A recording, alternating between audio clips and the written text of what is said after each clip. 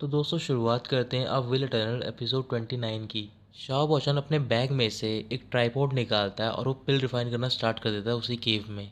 वानर उसे पिल रिफाइन करने से मना कर रही होती है बट वो नहीं मानता है। कुछ ही देर बाद जो ट्राइपॉड होता है वो ब्लास्ट हो जाता है और जो शाह बॉचन होता है वो वानर के ऊपर गिर जाता है।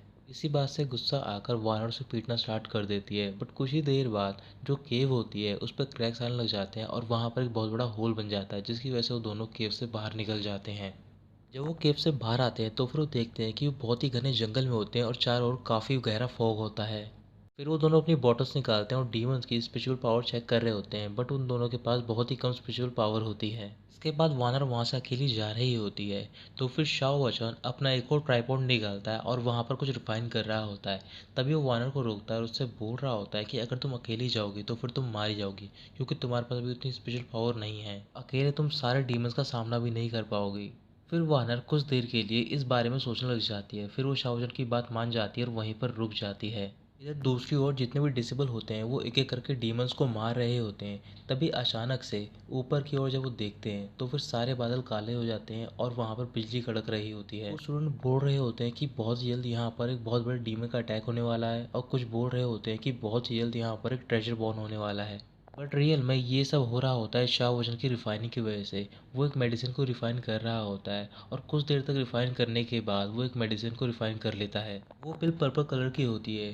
तभी वो उसे अपने हाथों में लेता है और ऊपर की ओर उठाता है। तभी कुछ ही देर बाद वहाँ पर बहुत सारे डीमंस आ जाते हैं उस पिल की महक को सूंघकर।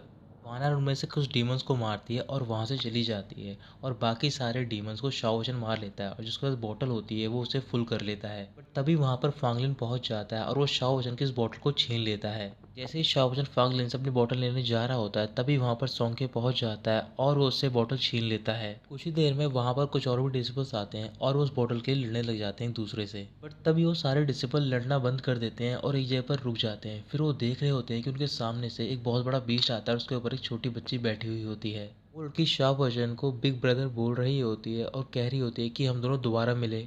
शाह वचन उस लड़की को देखकर वहाँ से भाग जाता है बट वो लड़की अभी भी उसका पीछा कर रही होती है और उससे बोल रही होती है कि तुम्हें मेरे साथ खेलना होगा।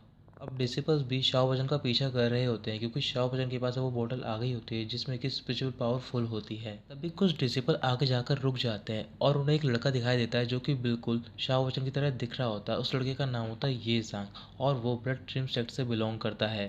शाह वचन और ये जांग में सिर्फ उसके बाल का फर्क होता है और उसके फेस पर कुछ स्पॉट्स होते हैं।